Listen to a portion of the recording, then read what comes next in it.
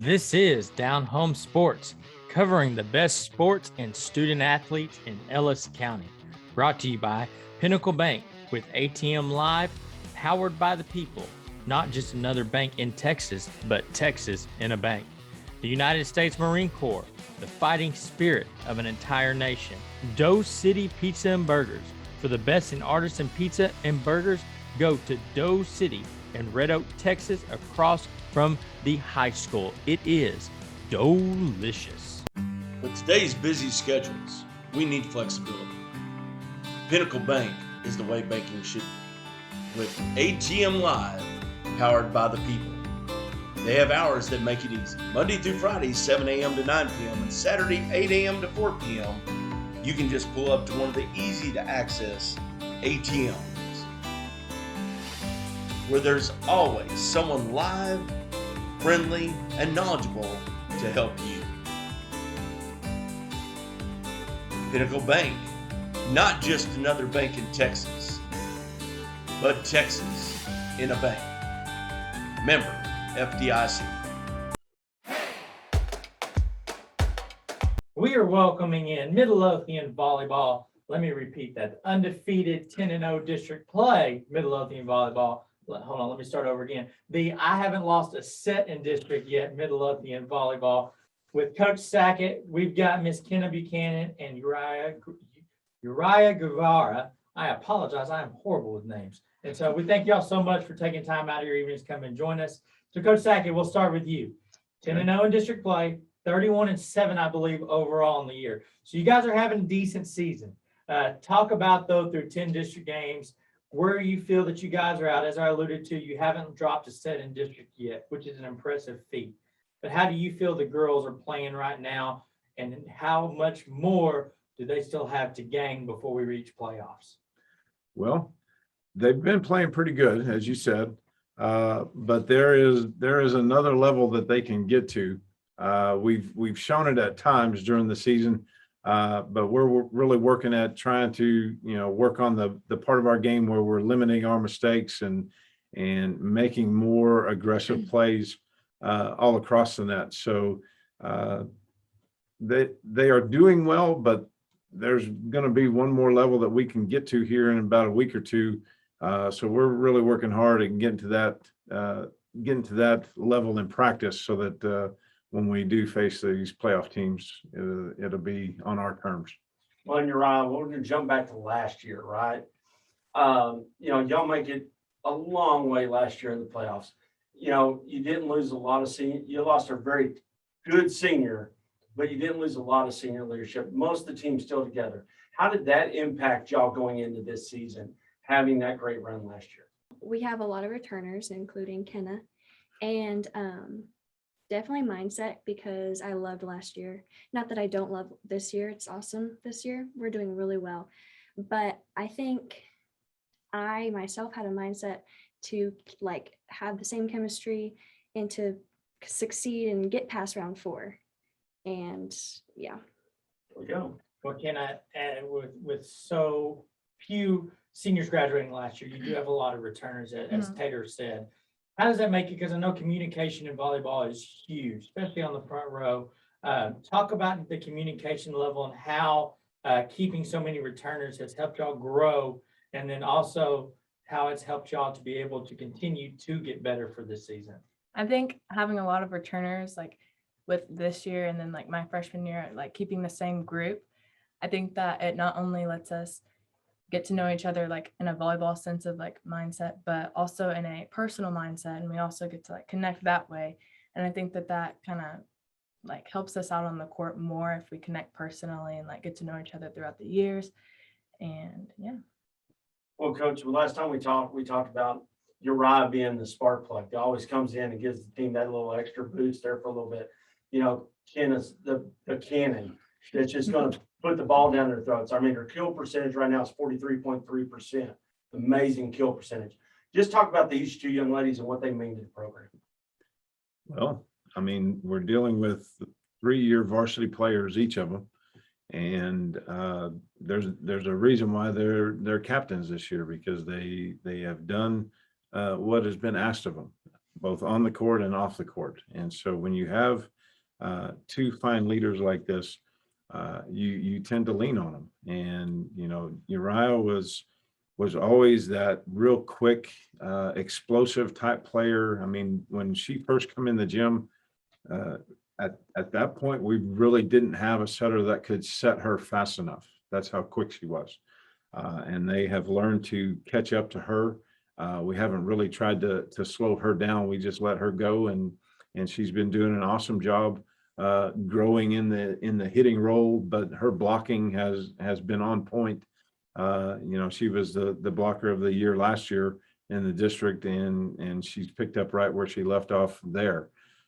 So she's a steady piece of the puzzle that keeps the other team at bay, because they have to work so hard to get around her. And you can see the intensity on her face, but she's not so serious that she just loses connection with the game. You can still see her smiling when she does things well, and being there to congratulate her teammates when they're doing well. And if there is something that's going wrong, she is one of the first ones there to pat them on the back and say, hey, you're all right.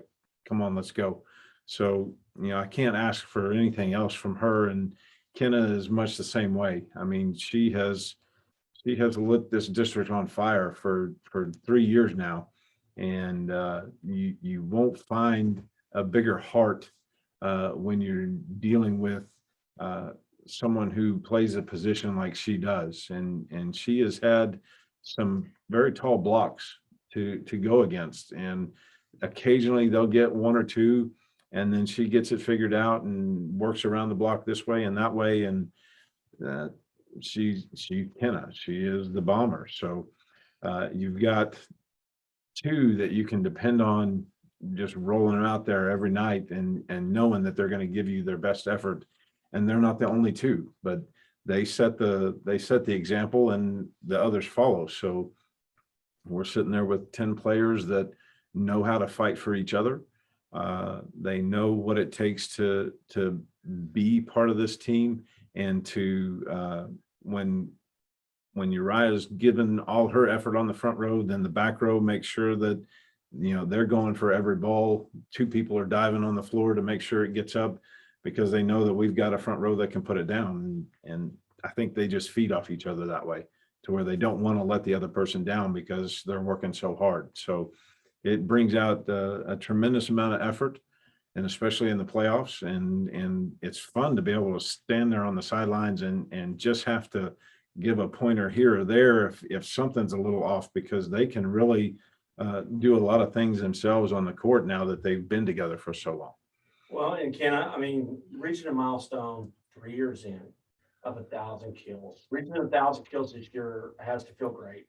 But what does that mean as far as like the legacy you want to leave as a MHS Panther volleyball player? I think it is a great milestone to hit, but I really couldn't have done it without, you know, my passers and my setters, them being able to pick up the hits and blocks and all that stuff, and then being able to get that set. I wouldn't have been able to do it without them. Well, and you're right. I mean, you're a killer in your own right. 39.3% kill percentage is what I saw. I mean, you know, you're tearing up the middle this year. The blocks, the angles that y'all are making, feeding Jenna the ball back there, your overall play. How are you leaving a legacy as a Panther? How do you want to be seen as a Panther when all is said and done? I just want to be seen as someone that has a positive attitude, and I don't want to come off as cocky, or I just try to stay humble, and I'm not trying to like put myself on a pedestal above these people, but that's just how I, you know, portray. I just try to like keep it to myself, be humble, and I just like to be positive. Awesome. Well, Coach Sackett, you've been a part of a lot of good teams. You've been a part of some deep playoff runs. If you had to point out anything with this team this year, what might stand out of what's different, or what about this team do you look at and say, we do this maybe better than years prior? What about this team sticks to your mind as, man, they really got this going? I'd almost have to put it to where across the net, we are so strong left, middle, and right. And when you've got that many people that are able to put their hands on the ball on the block and then get off the net and come back and wail away at you, that's just a hard thing that you have to overcome as a opponent. You're dealing with a team that never quits. And, that was the mantra that they had last year. Numerous coaches that I talked to over the off season and even during the season towards the playoffs, it was like, we thought we had you and you just wouldn't stop playing. We thought we had you after the second set and your kids just kept coming at us and we didn't know how to handle that. So, these guys, that they don't know the word quit. And I think that comes from all their time in preparing for these last 2 years to get to this point again. And they're hoping that their play dictates more success and get through the first 3 rounds again if we can. And if Lovejoy or whoever it is happens to be there, then we got a little something to say about that. So if we can get there and they can get there, it ought to be a fun time. Well, and Ken, just talk about the overall team. I mean, you lose a setter you've had for 2 straight years in Aaron Walton. Now you got 2 setters coming in, but it doesn't seem to affect anything. It just seems like they're able to put different things in the back, back row play a little bit better on with one, front row play a little bit better with the other, and gives y'all a lot more options. Just talk about that, how that is not, how that is actually left y'all with a possibility of being even better than you were last year. I think that the group of girls that we had last year and then coming into this year, I think each and every one of us is very loving and caring and brought the 2 setters in that we have this year in with like open arms. And I think that they felt very comfortable and very opening to joining our team. And I think that it helped with us being so like kind-hearted and like open and us being able to play any ball that's given to us. I think that helped them a lot and kind of helped them relax, because I think it's a big deal. We have Lily Gray. She's a freshman on varsity. I think that's a huge deal that she made that as a setter, especially replacing Erin, and she did that. And I'm very proud of her. I think she's a great setter. But yeah, I think just us like comforting them and like being able to like be like, hey, like you got the next one, like you're good. And being able to like just like confront them and like comfort them. I think that's a good idea. And like stuff like that. I don't know. Very well said. Very well said. Well, you're on, talk about the front row. Okay. I mean, you've got some taller players, a couple of Varsity, player right there. But, you and Killian and King, I mean, y'all are being so dominant at the net right now. It's kind of crazy. Okay. Just talk about the sisterhood, just with that front line and the communication, because it seems like it's seamless. It seems like it's a look, a nod, and y'all know exactly where to go over to. Well, we all have played together since last year, besides Angelina, Miss Switch, whatever. Yeah. So Kennedy has been getting used to right side. She's been doing very well at that. And Killian has been playing some outside. So we're all very versatile. And I think that really helps us like get experience on each position, and that kind of like bonds us together. Because like me, Kennedy, and Killian used to be like the only middles, and that's how we were for like the first 2 years that we were on varsity. And so I feel like we've really bonded playing different positions, and you wouldn't think that, but I just feel like it has made us bond and better.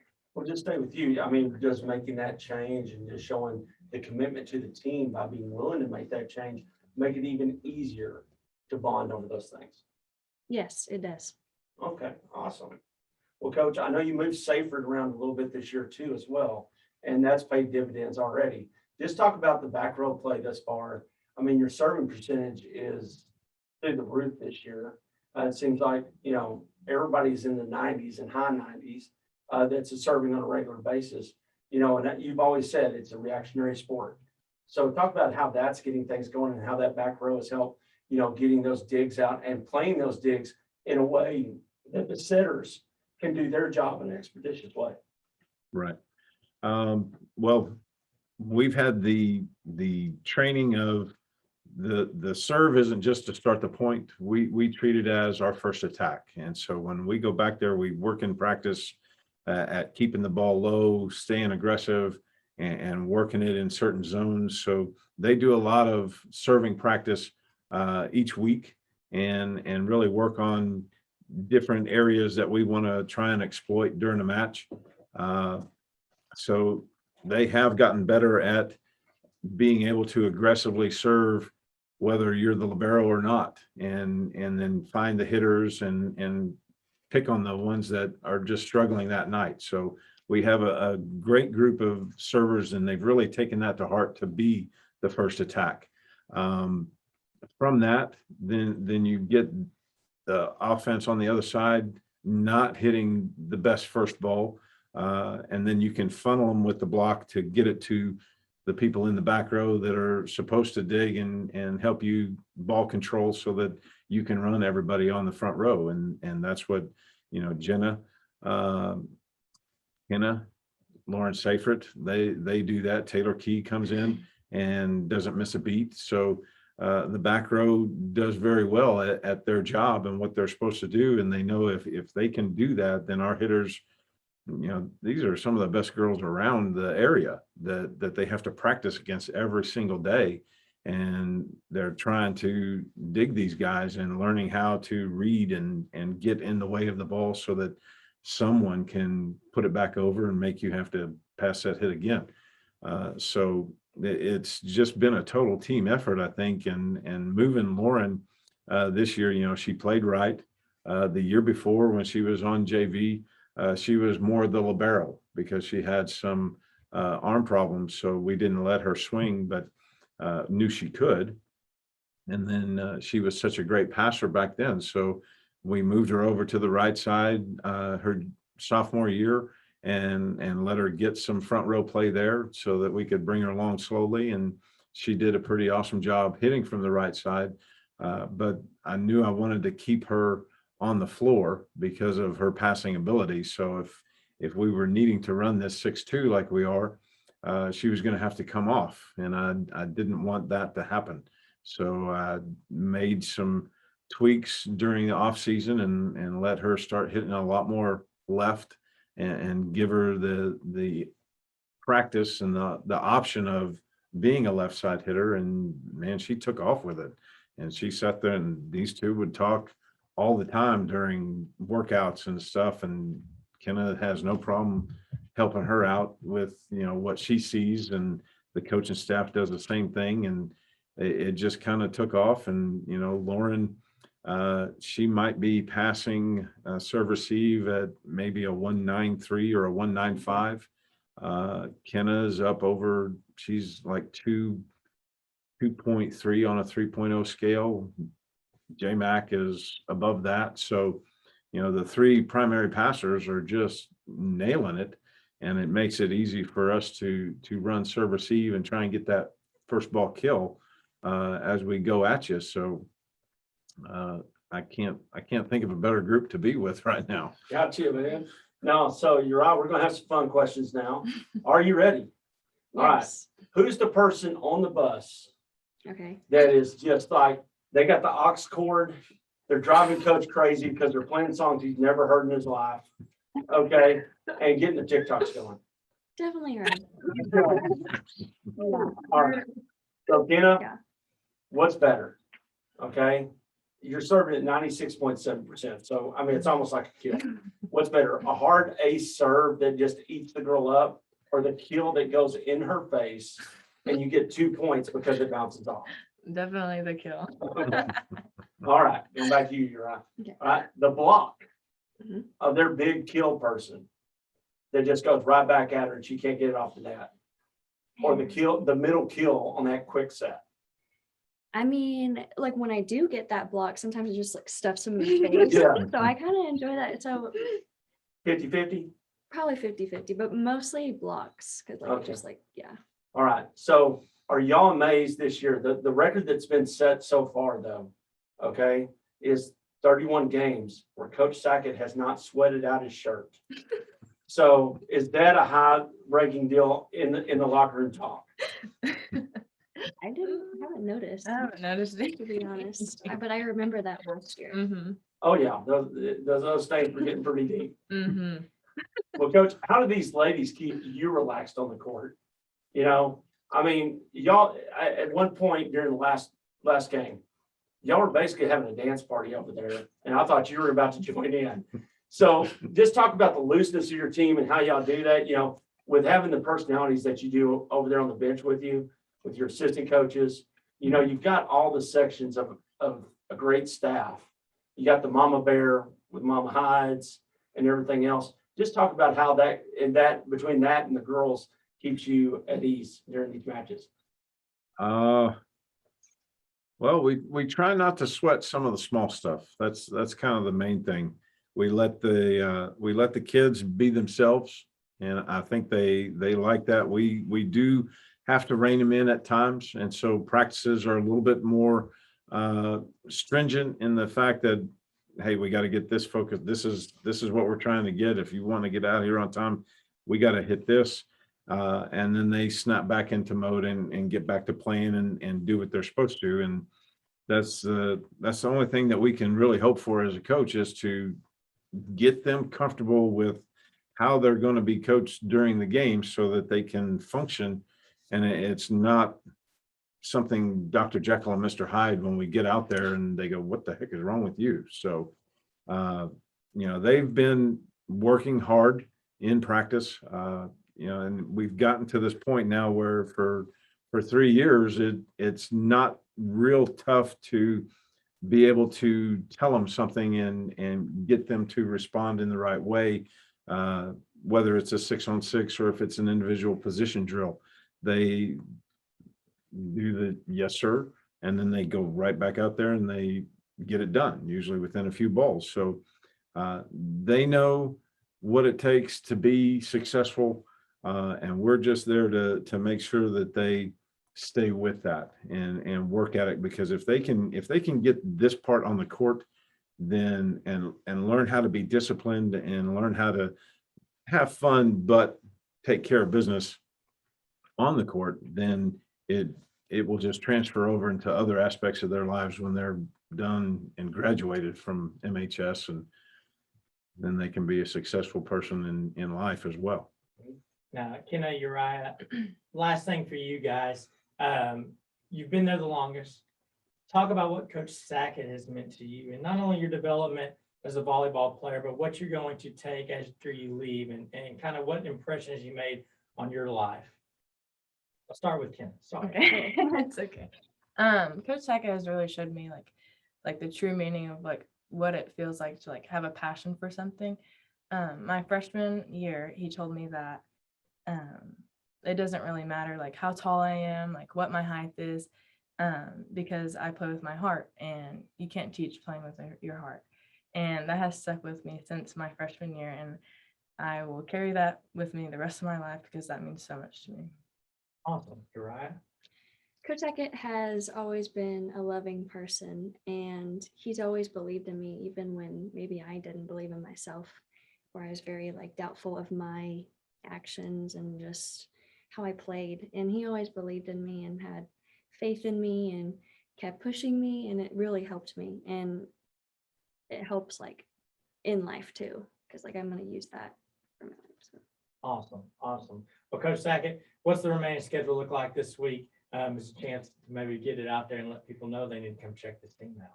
Well, we play at Cleburne tomorrow, and then we have Friday off. So, you know, we'll go do what we need to do, and the girls get to enjoy homecoming, right? And then we'll get back to work for Joshua on the following Tuesday, and see if we can make sure that we do things right, and try and come away with 2 more victories and get ourselves ready for the playoffs November 1st or 2nd, whenever that match will happen. So we'll see what District 13 has to offer. It's always been a decently competitive match, and you know, we can't go into it lightly and thinking that we just have it won. So we'll be working these remaining 6-7 practices to make sure that we go in with the right mindset when November starts and get ourselves on another good playoff run, hopefully. But folks, make sure you make it out to watch the Panther volleyball team. 31-7 on the year, undefeated in district right now. Looking to make it 4 rounds and a little bit more hopefully this year. That's been the mantra for a year or so now. We'll get that one over with. So, but ladies, y'all be mild and meek talking here tonight, but you ain't on the court. Do you know the difference? Well, the best benefit in having True Benefits is the fact that they're easy. You can get a hold of them. It's not 2 days later, a week later, I can make a phone call. If they don't have the answer, they'll get us the answer within 24 hours. He came to the office and interviewed all of our girls and did a presentation, told them what they were offering, and the girls were able to decide what they needed. They came in and gave us options both for our company and our employees that were affordable and beneficial for all. No matter the size of your business or your employees' needs, True Texas Benefits is the partner for you. Because Ellis County knows the difference. True Texas Benefits for all your benefits needs.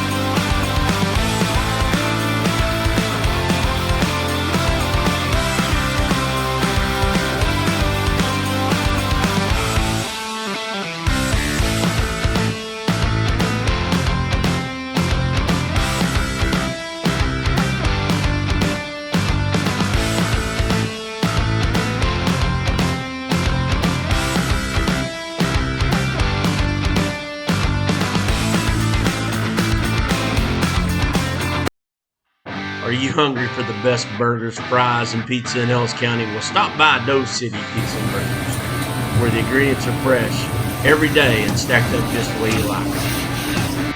Custom seasoned fries and burgers right off the grill on in-house fresh homemade buns.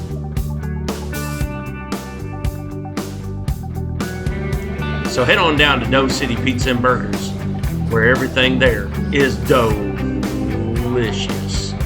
Doe City Pizza and Burgers is located in Red Oak, Texas, right across from Red Oak High School. Make sure you come down and have the best burgers and service in Ellis County.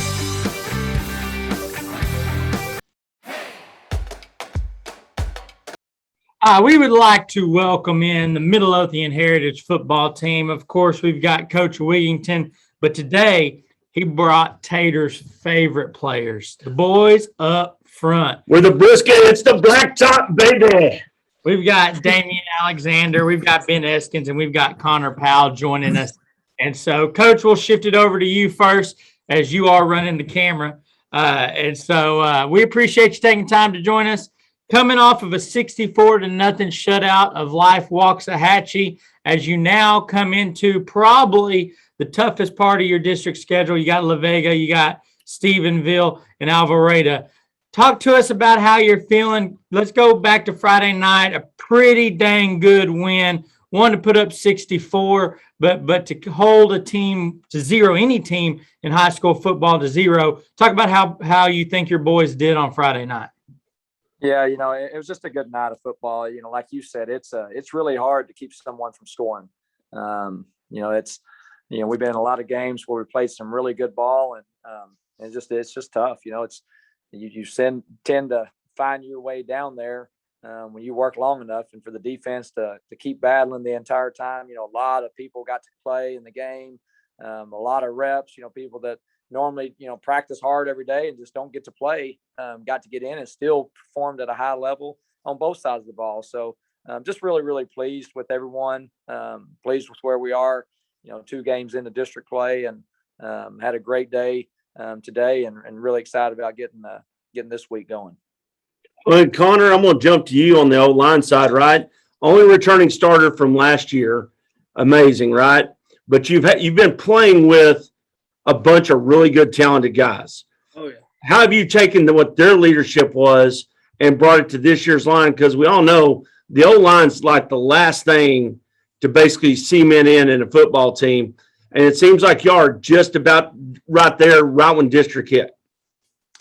Well, like you said, I'm the only returning starter. We had a bunch of very important vocal leadership type guys last year. And this year we have someone like Kason Carpenter who stepped up a lot.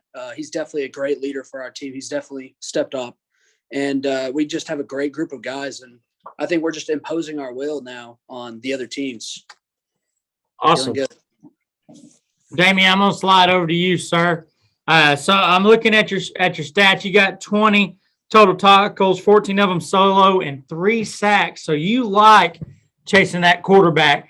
Talk to us how you feel that your season's gone so far, and you got a brother on that D-line sitting with you. How do you feel that you guys are gelling on that defensive front?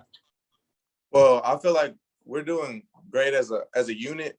We got a lot of young new dudes, a lot on the bench as well. A bunch of them have improved a lot, especially my boy Tamarick Johnson.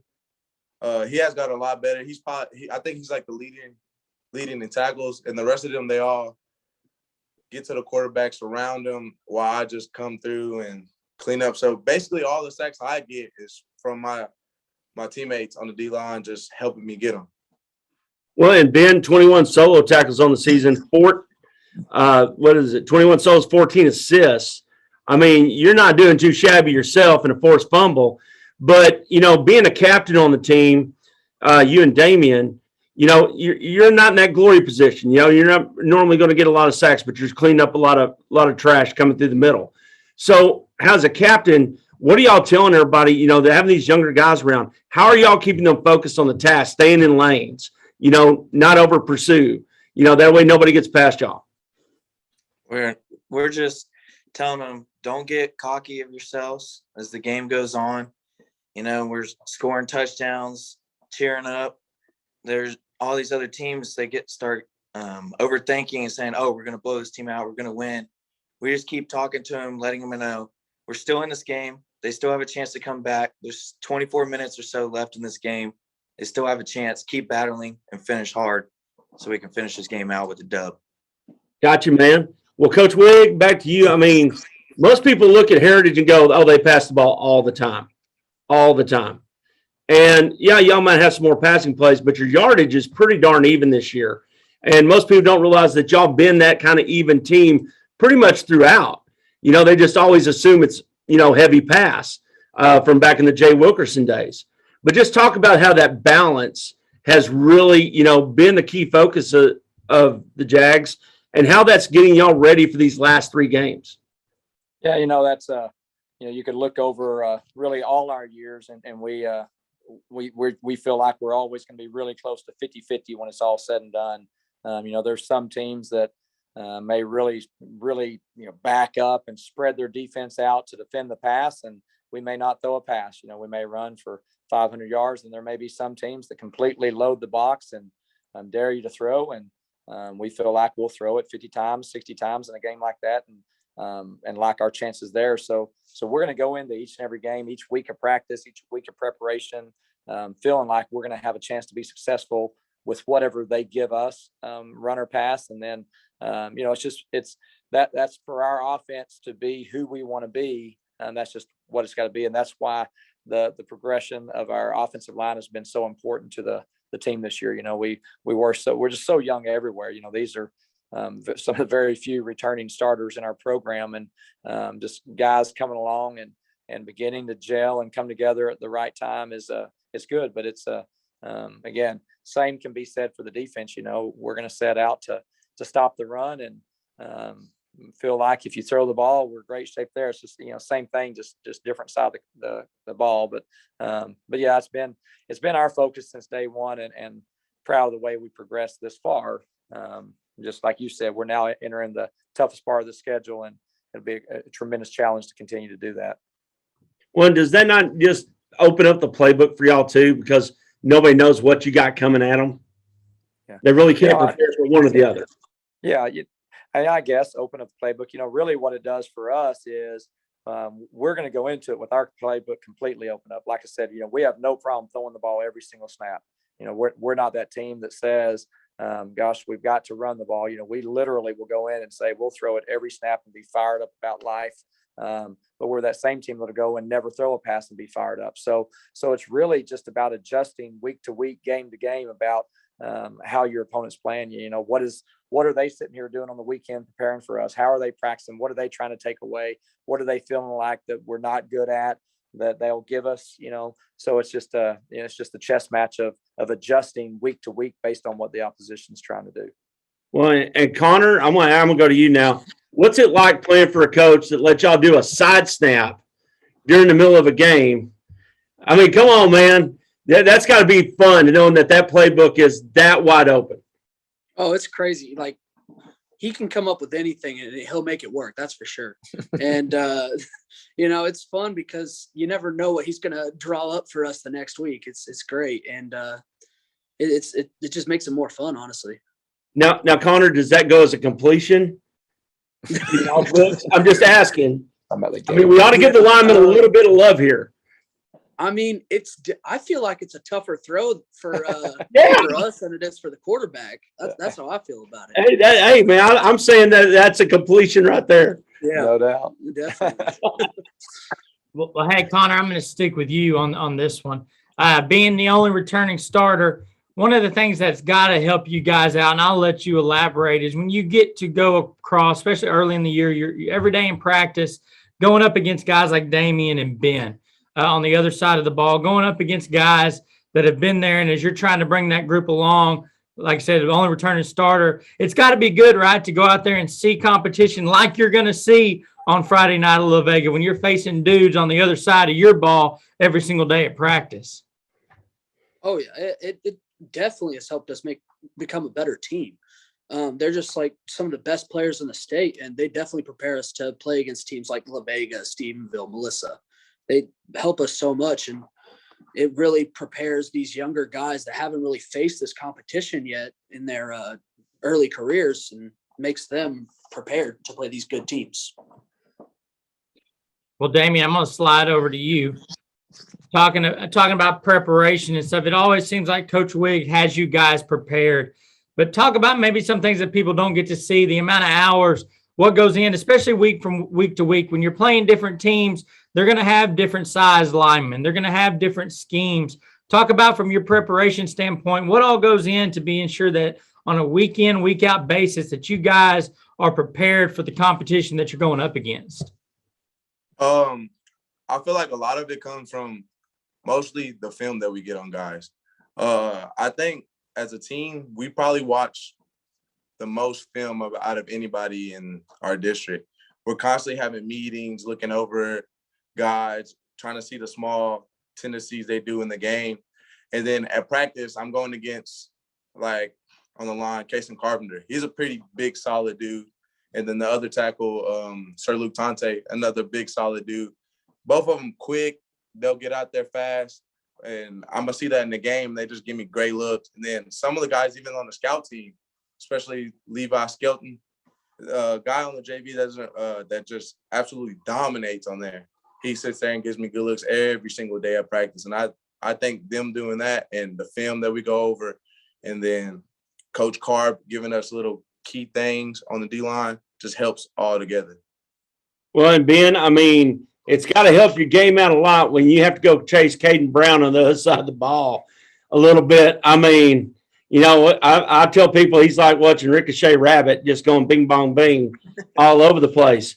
I mean, what does that do for y'all when y'all got that power of an offense? You know, when you're just doing walkthroughs and stuff like that, just seeing the execution and stuff like that from your offensive side, and then mocking that or trying to exceed it on the defensive side of the ball. It definitely makes us perform at our best, because once we hit playoffs, there's going to be all these teams that they may just run throughout the whole season. And then in playoffs, you're going to get them rolling out, sprinting out. And for a D-line standpoint, that's the number one competition. So it just keeps us conditioned, and it's a great look on us for practice. Well, I want to stick for you with a second, Ben, real quick. You know, Damian mentioned, you know, Coach Cart. Talk about the coaching staff, you know, as a whole, and what they've meant to you throughout your career there. Our coaching staff is the absolute best staff we have in this entire state. You know, they're always there for you. Every Saturday when we come in to watch film, they're always checking up on you when you're up, when you're going to be here. Are you in treatment?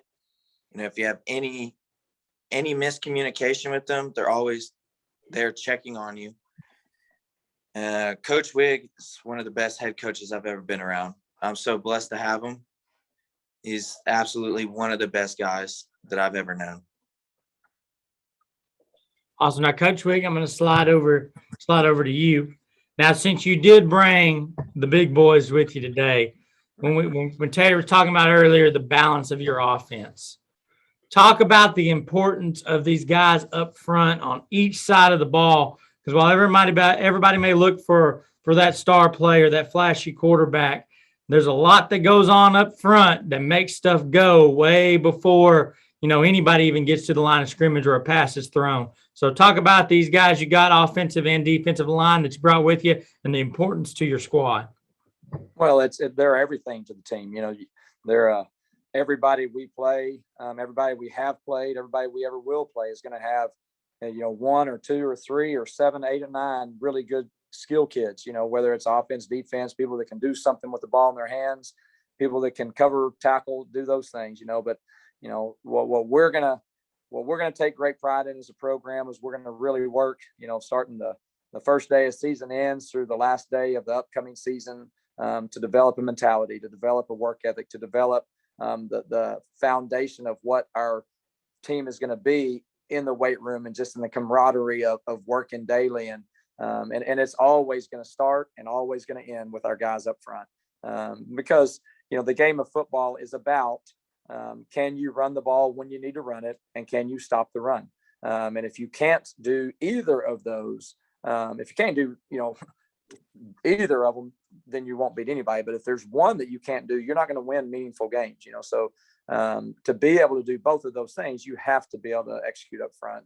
And, you know, we don't feel like you always have to be the biggest. We don't feel like you have to be the strongest. We don't even feel like you have to be the baddest, but you just got to be a group that loves one another and plays hard for each other, and will sell out snap after snap, because 9 times out of 10, probably closer to 99 out of 100, their names aren't going to be called very often. And that really sums up this group, but probably more than any team I've ever been on sums up this whole team is there's just really nobody that cares about that. There's not a kid in our locker room that knows how many yards they have. You tell these guys how many tackles they have, it's news to them. They're just going out there and playing hard every snap. And again, the trench guys are the epitome of what our team is about, because nothing that the casual fan sees takes place if these guys aren't doing a great job. Well, you mentioned execution, and as you move into these next 2 games, even these next 3 games and into the playoffs, execution's got to be at the highest. When you're looking at La Vega, who is always, I say always, for a while is known to be very, very good, multi-time state champions. Talk about what you are expecting from them this weekend and what you want to see from your guys. I know everybody's going to say, well, we got to execute, and you guys have been executing. But when you go up against these teams that, hey, this is what we're going to see 3-4 rounds deep to the playoffs, this is what kind of game we got to play. What do you expect to see out of your boys as well?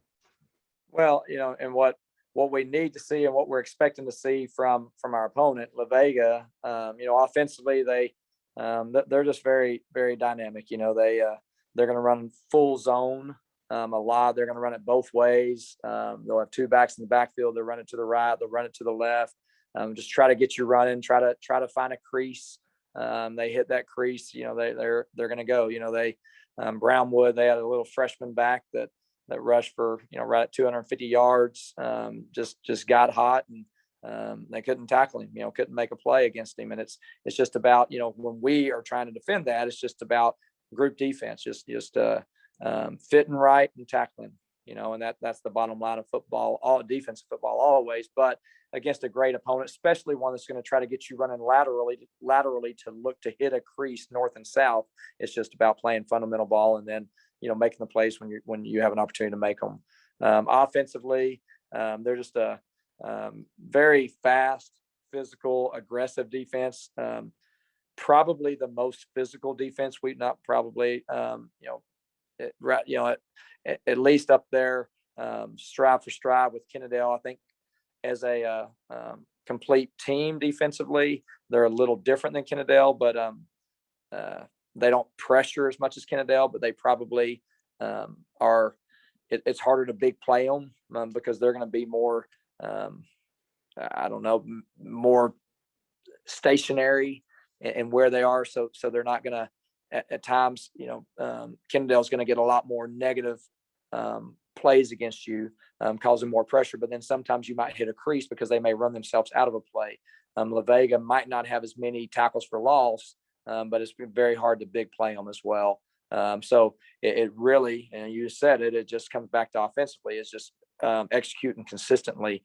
We're going to have to make some big plays. We're going to have to make some people miss. But we're just going to have to execute at a very high level because they put so much pressure on you while basically remaining safe behind it, preventing you from getting the big play. So you have to just keep piling good plays on top of one another, which it's hard to do in high school football. So it'd be a great challenge on both sides of the ball. Well, Damian, we talk about stats and stuff. That's kind of what everybody wants to hear about, all that fun stuff. But when it comes down to it, as a captain, you're wanting to leave a legacy with this team. You want to leave a legacy, not just by a stat, but by your play, how you carried yourself on the field and off the field. That's obviously evident by your earlier answer, but what legacy do you hope that this team leaves this year on the Heritage Jaguar program? The number one legacy I just look forward to is being by far one of the most hardworking and best teams, because over the years, we've had some size and talent, and coming into this year, we lost a lot of that. And a lot of us just had to get together and just work in the weight room, work every day at practice. And it's like all of it's like basically like a job. We work hard. We're here really early every single morning, every week. And I feel like we probably practice more than anybody in the state of Texas. Constantly here, coaches texting us, get here at so-and-so and this time. And then no matter being tired or whatever, we sit here and get there and just work. work, work, work. That's really all it takes. I just want to be, like I said, the most hardest working team. Hey, man, y'all are on your way to making that a fact. Let me tell you. Well, Connor, you know, from an O-line perspective, you know, you got, and this isn't every school, you know, I wish we'd have done it back when I was playing, but you got Coach Blackwell out there with y'all, and he walks y'all out on that field as an O-line group and get y'all jumping and hopped up, just like y'all were skill guys. How great is that to start your night out like that? And then just keep that motivation going as long as he doesn't sing, okay? As long as Blackwell doesn't sing, I think things are pretty good over there in the O-line group. It's definitely awesome. We get ready to go. We have a chant that we have whenever we're going up to meet all of our skill players. We have a chant. O-line. And Case and Carpenter yells out O-line. Everyone else says, oh, yeah. And we repeat that 3 times. And that's what you see. Whenever we're jumping, we're just, O-line. Oh, yeah.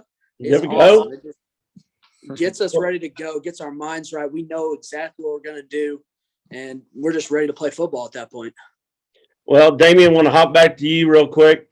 I want you to find your inner Michael Irvin real quick, okay? I want you to get pumped up and explain to Ellis County why everybody ought to be down for that Lavego away game cheering y'all on this weekend. Get fired up with it, man. You're in the huddle. Let's go.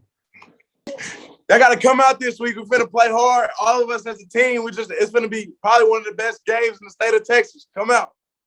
There we go. I like it. I like it. Ben, if you had to give that a 1 to 10 rating, what would you give it? I give that about a 6. Okay. Okay, Ben, then let's hear yours, bud. You should have said 10. You should have said 10. Yeah. Coach is right. All right, pal. Hey, pal, we got these defensive guys. They're just used to normally seeing a guy running around with the ball. Don't have to think. Smartest guy on the field, centers, long snappers. Lay it on them, brother. Hey, man, we're about to come out here. We're going to oppose our will on this defense right here. Everybody better come out. We're gonna show them how to play football. We're going to play smash mouth football. Let's go. O-line. Oh, yeah. There we go.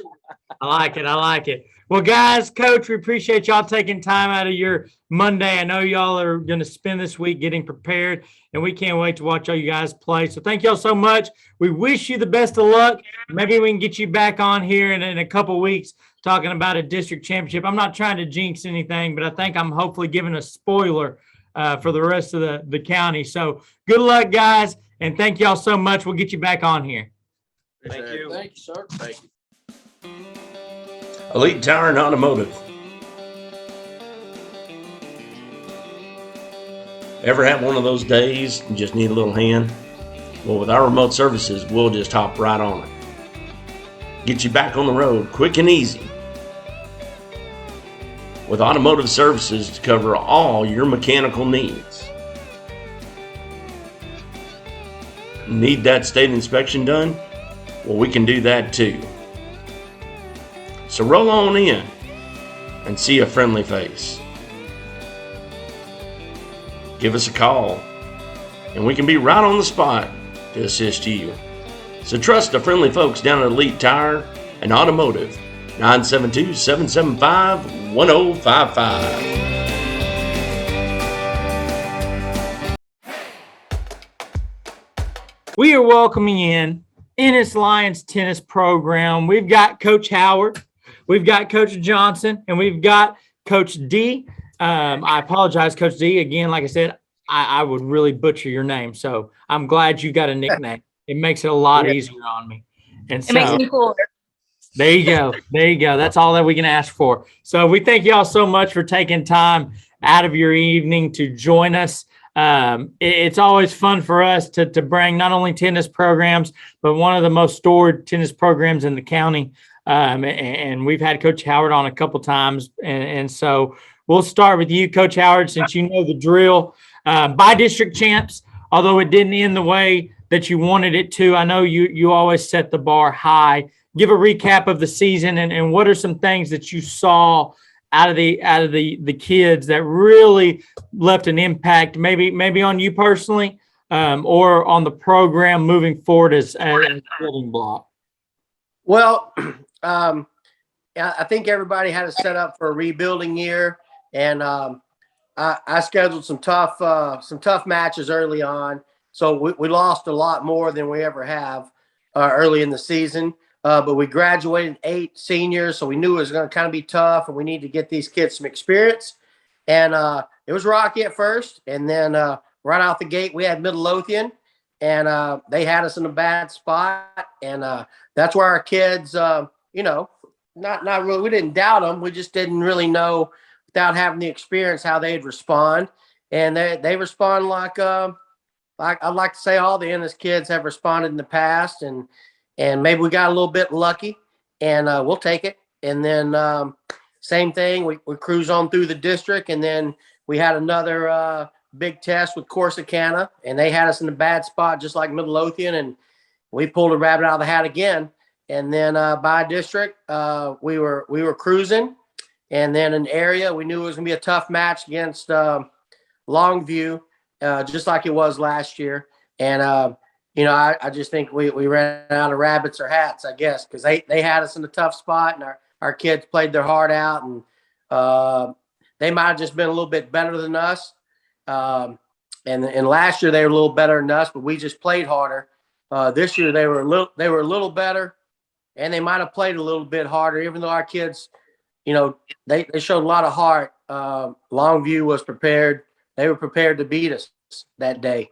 So they were better that day. So we as coaches, we talk about it. We're just happy to keep the streak alive. And of course we'd love to beat Longview, but after graduating 8, man, we're just pumped to be in that situation, to be honest. Now, Coach Howard, I'm going to commend you because you've done something that no other school or coach has done, and that's bring both or all of your assistant coaches on with you. So thank you for that. And before I get to them, I'm going to give you a chance here. To build a program that Ennis has, it isn't not a one-man band. You can't do it yourself. It's the staff that you put around you. Talk to us about Coach Johnson and Coach D, about what they not only mean to you, but what they mean to the program and the development of what you are trying to see and build over there in Ennis. Well, I could talk for hours about them. They're some of my best friends, not just my work colleagues. They're some of my best friends, or I guess people that will tolerate me the most or whatever. But they both played for me, and they both know a younger, more intense Coach Howard. And as I get old and soft, they remind me of the standard that I set a long time ago. And I tell them all the time, I get the interviews, and then sometimes I forget to mention them, and that's why I was like, hey, I'm not going to forget to mention them. I'm going to bring them on here because they're the reason.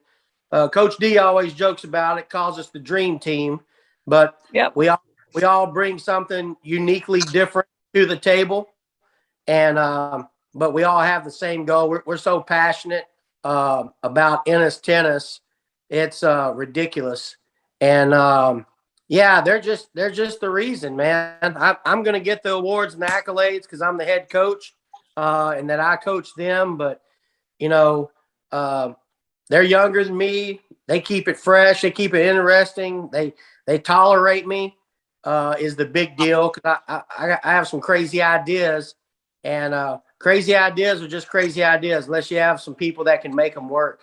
And these two right here, man, I can't say enough about them. They're the reason for our success. I can tell you that. Coach D's been here 6 years, and I think Wyatt's been here 16 years, and that's unheard of. And I have coaches every year, coaching school. They're trying to hire them away from me, and they could go be a head coach anytime they wanted, but they're choosing to stay here, and I'm so grateful. I can't even put it into words.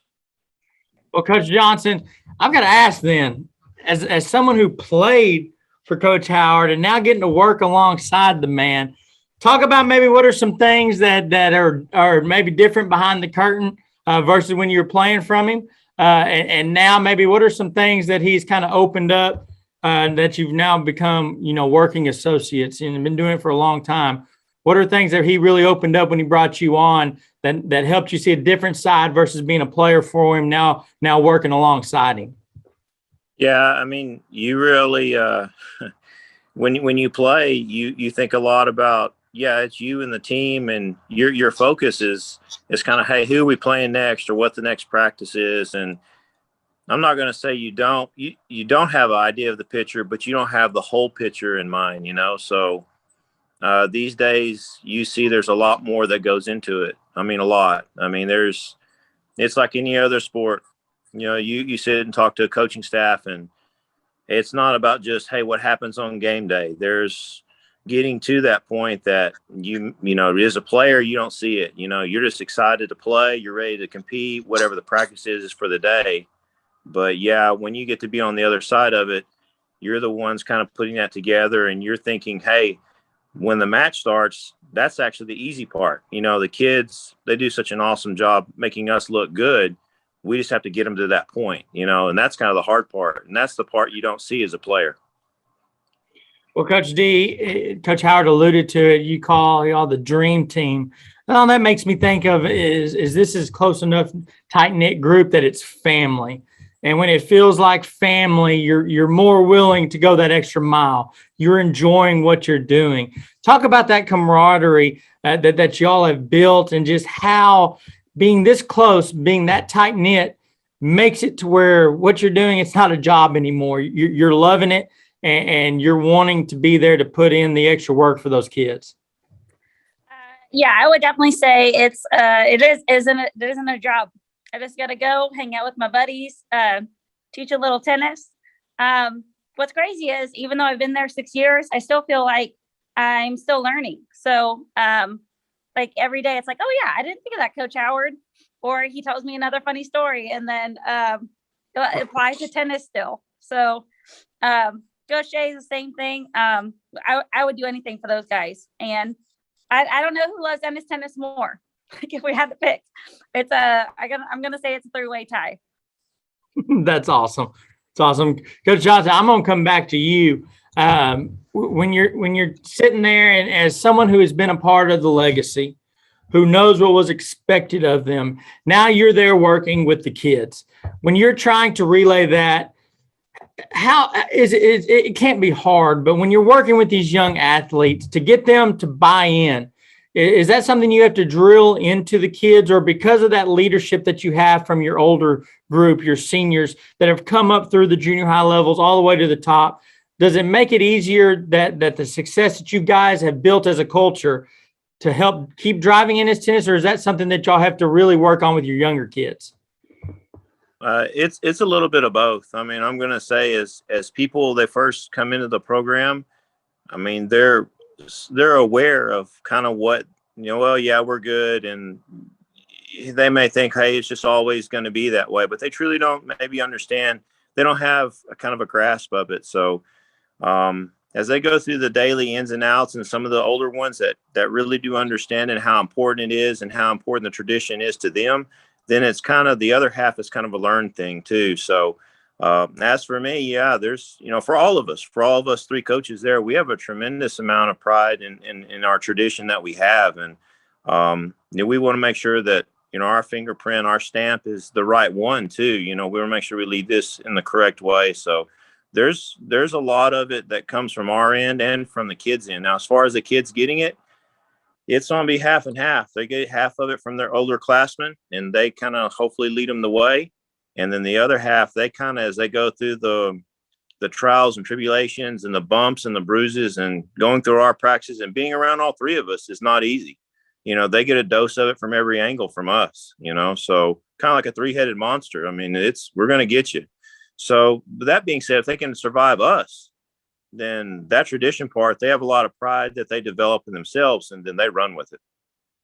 Now, Coach D, when it comes to working on the junior high level, I know in a lot of organizations, you look across at a lot of different sports, there's coaches at the varsity level that, I'm not going to say don't care about junior high, but it's out of sight, out of mind.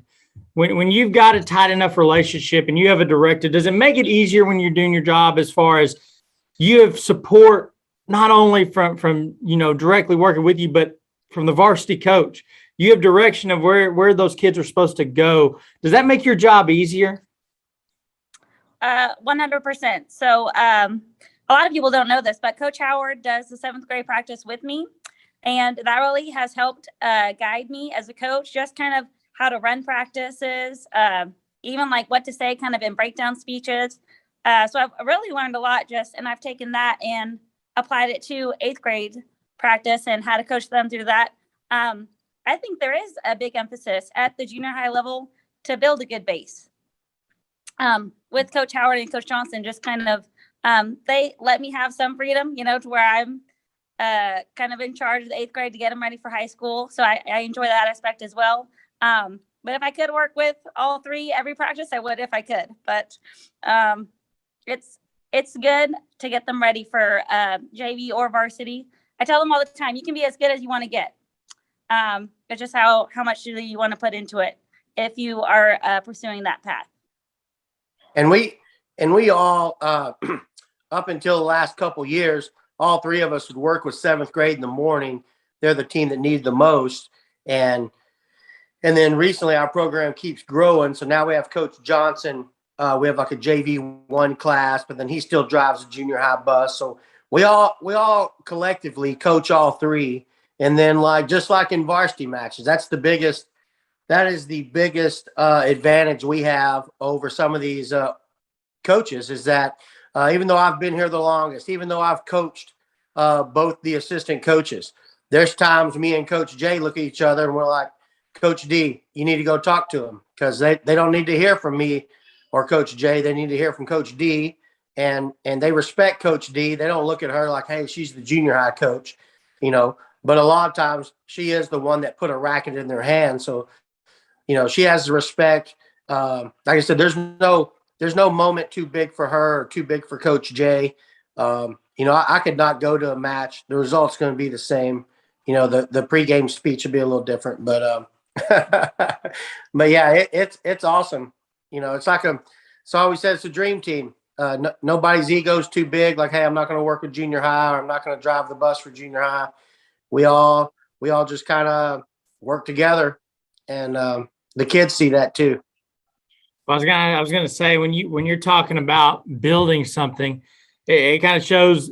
I mean, when it comes from the top, from you, and you're at 7th grade helping out. When a lot of coaches may say, "Yeah, I'm not worrying about that," and you're putting that time and effort there, and then you got Coach J, Coach D doing the same thing as well. How much easier does it make it, Coach Howard, when we're talking about trust? Because it seems like between the 3 of you, there is a ton of trust and communication. That's got to make your job a heck of a lot easier. Like you said, knowing you don't go to a match, pregame speech is different, but the result's the same. Now that you've built it to there, doesn't that help make the growth of the program a lot easier and sustainable? Oh, it makes it awesome. And like I said, these 2 remind me all the time.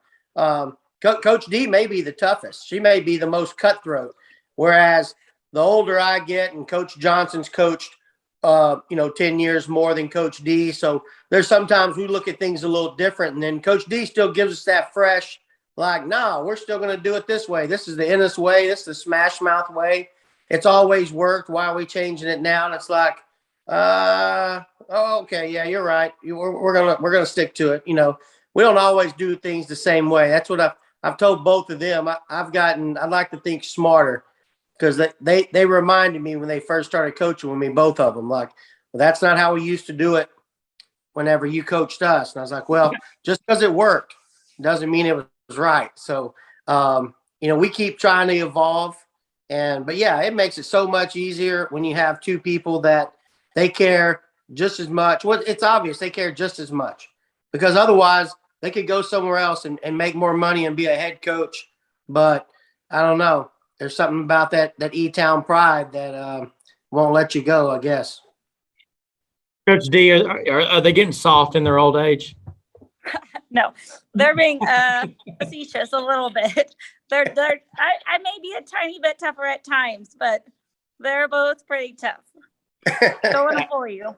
That's awesome. Well, I'm going to come to both Coach Johnson and Coach D for this one, and you don't have to give it all away. But for those that haven't had the privilege of working or playing for Coach Howard, either one, give me your best story about Coach Howard that is suitable for podcast form, or There you just go.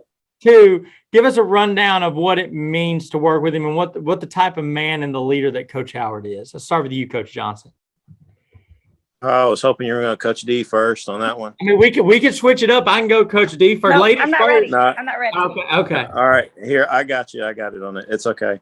Hey, as far as story goes, we always just say we'll keep that in our living room. So what goes on in our house is our house. So you got to be part of the club that's exclusive there. So we'll have to catch that in another interview. But I'll say this, as far as is working, for, in Ennis and working for Coach Howard,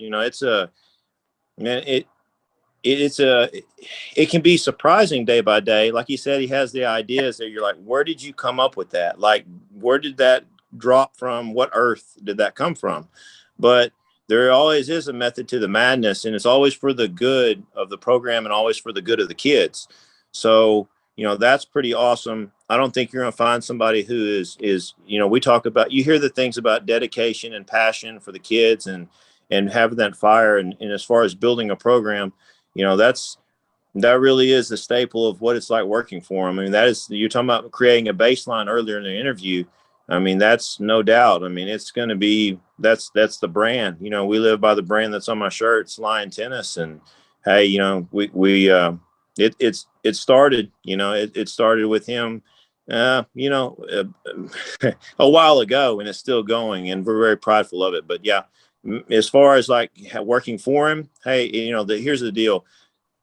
I have all the support and all the room to coach however I want to, when I want to, as much as I want to, at whatever level. And there's not going to be a doubt, with what I say. As we all coach the same, and he has the faith in us to make sure we're doing the right thing. So when you have that kind of faith and that support, there's not much you don't feel you can't do. It's pretty awesome.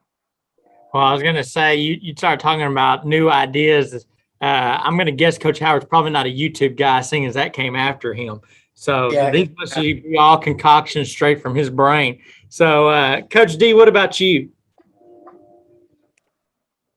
Okay, so same thing. We have to go by our motto. What happens in the living room stays in the living room. Man, y'all are trained well. Y'all are trained well. But honestly, I can't think of like a better role model to have as a person or as a coach. Just like the way he lives his life is super honest, and it's towards the goal of making not just the tennis better, but building basically building better humans, and just how they live their life and having morals. And I feel like we're making a difference, and that makes me fulfilled as a coach. And I wouldn't want to be anywhere else. So that's why I'm not going anywhere. Unless Coach Howard retires, then I retire. I like it. I'll give you a story that you're looking for that they won't tell you. So this happened a long time ago, so I can't get in trouble for it. But my first year coaching, the kids weren't aggressive enough at the net. And so I was 22 years old, maybe 23. And I just thought they weren't being aggressive enough. They were afraid of getting hit with the ball. So Coach Johnson was on this team. I made them all line up with their hands behind their back, and I had cranked this ball machine up as fast as it'd go. And every kid had to take like 3 balls straight off the chest and make them go over the net, or we weren't going through with practice. So everybody, all the guys had to take take 3 of them off the chest. And man, kids had these red whelps on their chest and everything. And then one girl got in the act and took one off the forehead, and it kind of set the tone. That's a crazy, and that's not the craziest, but that's a crazy story. How I used to just roll with it like that. But it also kind of helped develop smash mouth tennis before it was smash mouth. Because stories spread and kids from other teams find out, man, their coach lined them up, started shooting them with a ball machine. So those kids are probably pretty tough. Man, Coach, I got to say that's awesome. And I have a feeling that would probably not go over well today. And it's a shame. It's a shame. No, we don't do that anymore. Coach Johnson did it anymore. Yeah, Coach Johnson did it work. No, yeah, it worked, but that's definitely we don't do that anymore. That's a disclaimer for this interview right now. Like, we will all have our jobs tomorrow. We don't do that anymore. Yeah, all right. We'll run a little word art across that. Just We don't. Yeah. Man, Tater's gonna have a ball editing this. I'm gonna be, hey man, you got to review that because there's about a 3-minute clip that you got to take out of it. No, I'm just kidding. So, Coach Howard, Coach Johnson, Coach D, I appreciate y'all taking time out of your evenings to join me to dig in a little bit behind the door. And again, Coach Howard, thanks for bringing these guys with you. This was fun. Go ahead. If you don't mind me saying one more thing. Yeah. It's such a rare thing to have 3 tennis coaches. So a big shout out has to go out to our administration. When I coached Coach Johnson, I was by myself. As the program's grown, the Ennis Independent School District has recognized that and continued to provide us, I think, with the best facilities in the state.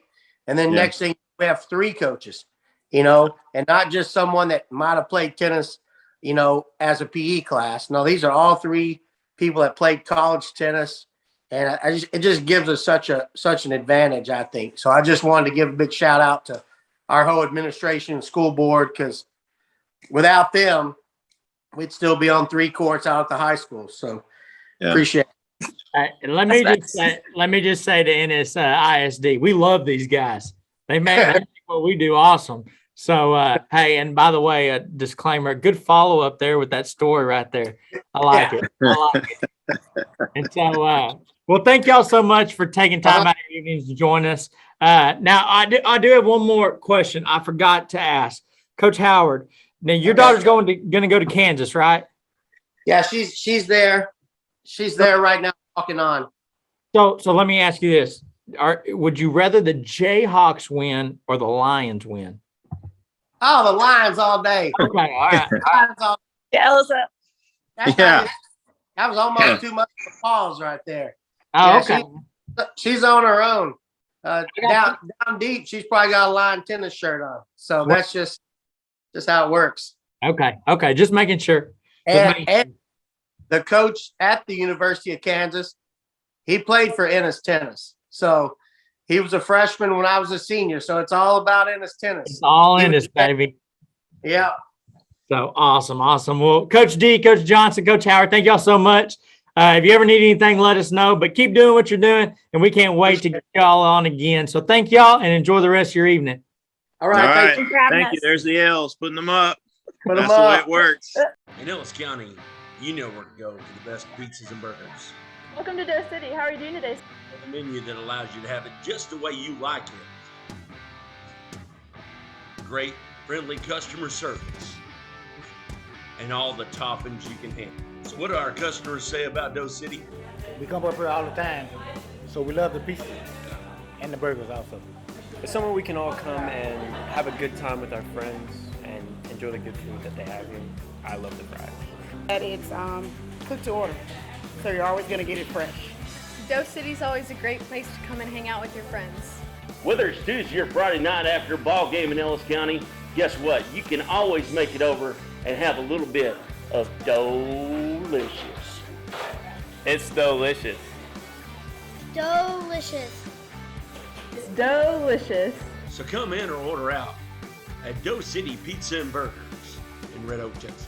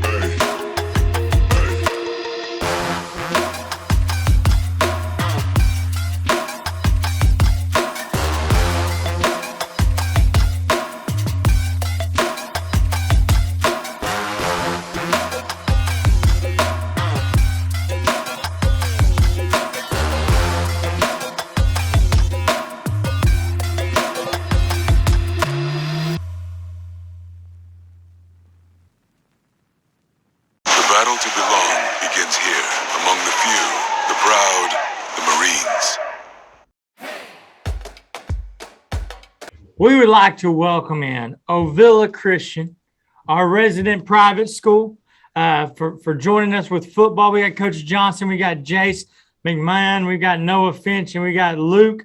Luke, I'm going to butcher your last name, and I'm good for at least one butcher interview, but Zabriskie? That's perfect. That's exactly how you say it. Don't tell him that. Don't tell him that. Baby. That's what I'm talking about. He'll get a big head. We thank y'all so much for taking time out of your evenings to join us. Coach Johnson, I'll start with you. I think there was a tweet or something out that you guys were like 45-point dogs going into homecoming this past week. And you know what you guys did? Y'all beat the snot out of it. That's what I'm talking about. We've got some highlights actually posted of Noah Finch running around a few times. But Coach Johnson, talk about this team, 5-3 on the year, 1-2 district play so far, but big homecoming matchup. You guys fought and come out on top. How do you feel after that game? Man, it was awesome. I was just excited for the kids. I mean, it was really emotional for some of these guys like Luke, who's been here, 4 years as a varsity football player, and it's the first homecoming win that he's experienced. 45-point underdog. We knew that McKinney was going to be tough. Logan Hanlon's one of the most explosive players in the entire state, six-man football, and their quarterback's really, really good. So we knew we had our work cut out, and we were just excited and ready to go. We were amped up, and our theme word for the week was together. And so we're like, we need to be focused. We need to be together in all three facets of the game and play as one. And we'll just see what happens. So, yeah, it was awesome. Well, I want to know who drew up that line because they were way, way off. And so, Luke, coming to you as a guy who's been there 4 years, like Coach said, you experienced your first homecoming win. But what was the energy like going into the game, and what was the energy like after the game, and how did it compare in your mind to years past? I know getting the win was something that on homecoming was your first time, but that had to feel a lot different atmosphere than your previous 3 years. Oh, yeah, it was definitely crazy. Before this win, a lot of the school people said we had a curse, a homecoming curse, that we always got beat during homecoming. So it was nice to finally shut that down and actually get a win on homecoming. Well, Jace, just talking about the atmosphere now going into the last few games, right? This has got to give y'all a charge, knowing that you can take one of the top teams in the state and run with them. What does that do for the atmosphere with the team right now? It's incredible for the team, honestly. I think we can take this one win and how everyone played together into the playoffs, honestly. Well, Noah, you want to talk about taking the ball and running with it. I saw a couple of them highlights, baby. You were not getting touched out there. Talk about how you felt Friday night and how you think this win propelled you guys forward. Well, I mean, it can't just be me that gets the credit. I mean, our offensive line did a great job blocking, and our quarterback, he did a great job lead blocking. So you got to give credit to them for getting the blocks for me so that I could score those touchdowns. But the energy, it stayed up there, and we were going at it all night long, and it was a lot of fun. It was definitely one of the most fun games I've ever played, and I feel like we can take this energy and this high that we have right now and carry it on for the rest of the season and see where it takes us. Coach, you got to love that answer. It's my team, it's not me, baby. That's quality coaching right there. But talk to us about where you feel you guys are at. I know all coming off a big win, everybody's excited, but I know as a coach, it's something you want to teach with these guys is sustaining it, not getting too high, not getting too low, but moving on to the next one. Talk about the things that you guys did well and that you do foresee carrying over to help building you guys to being the best version of yourselves. Well, I think our special teams play was great. We played well special teams. I think we ended up getting 2 recoveries. We scored on a kickoff. So ball was touched. We recovered and scored. So Michael Langford got that touchdown. And so, yeah, special teams was huge for us. Really kind of I don't know if I'd say it's our motto, but we've talked a lot about saying even keel. So our focus is each play at a time, celebrate your teammates, and then let's move on and go get the next play. Have a short-term memory. And you got to have it when you're playing a team like McKinney. It's probably the most explosive offense in the district. But, defensively, we got stops when we needed to get stops. Offensively, when we went into our tight formation, we just really beat them up in the trenches. And offensively, and then special teams, we made maybe 7 out of 8 PATs. And then 6 men, when you add those 2 points up, those add up pretty quick. So 48 points and touchdowns, and then 2 times 7 that's 14. 14 and 48, that's 62. So, I really didn't want to get in the shootout with these guys. I felt like if we were in the ballpark of 50 to 60, maybe upper 40s to 60, we were going to win the game. I felt like if it was like 70 or 80, which is, teams score that with no problem, we might struggle. But yeah, these 3 guys, they played extremely well, and they've been leading our football team all year. These are our 3 captains. Luke, just ready to go. He's played offense, defense, special teams, quarterback, fullback, H-back, tailback, wide receiver, tight end, and Fitch and Jace, just have been sound for us, as running backs for us this year. Well, and Luke, talk about this game. The footage I got to see of the game when we were going through some of the highlights of it, this has to be one of y'all's best tackling games. And tackling is what wins 6-man games. If you can stop the other teams a couple times, like Coach said, just talk about the emphasis Coach probably put on tackling this last week to keep these fast-moving teams under control. Oh, yeah. We had a whole motto just going into this game of tackling ground up and not shoulder tackling, not going high, just making sure we get them down by their feet and not trying to wrestle them down because they are very explosive and very fast, and you have to go ground up on them. And then drive through, right, baby? Yep. There we go. Well, Jace, just talk about, on the defensive side, because, defense is going to win a lot of games in 6-man.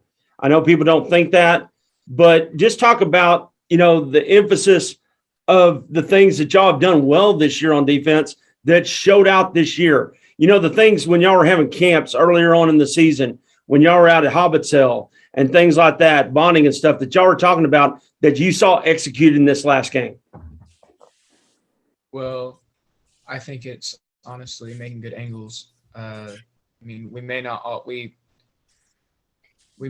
have in the past few years made the tackles consistently because we overrun or underrun the play, but I feel like in this last game, everyone was taking good angles. We're always in the right position to make the tackle, and I think that's what really changed on defense. Well, Noah, talk about, I know in the past we've talked to different sports at Ovilla Christian, and the same vibe, the same feeling that I always get is it is always a tight-knit group. You guys bond so well. You believe in each other, and that goes from the core values of your teachers and your coach, and it trickles down to you athletes and students. But talk about the camaraderie that this group has. And I know big win and everything's exciting, but I feel like with you guys, it doesn't matter. You're there for each other. Talk about the chemistry and how that helps you guys propel your play on the field. Well, one thing that stuck out to me this year is that our team has been really encouraging to each other. And so that's been kind of different from the past few years. People make fun of each other or tear them down or whatever. But this year, I feel like we've really been well about building each other up. And I know we have people competing for spots for starters. And even though they're competing, they're still helping each other, giving each other tips. Because when it comes down to it, it's about the team. It's not about you. It's not about whether you get a play or not. It's about the team. So I feel like we all understand that goal of where we want the team to exceed, even if that means I don't get as much playing time or I don't get as many touches on the ball.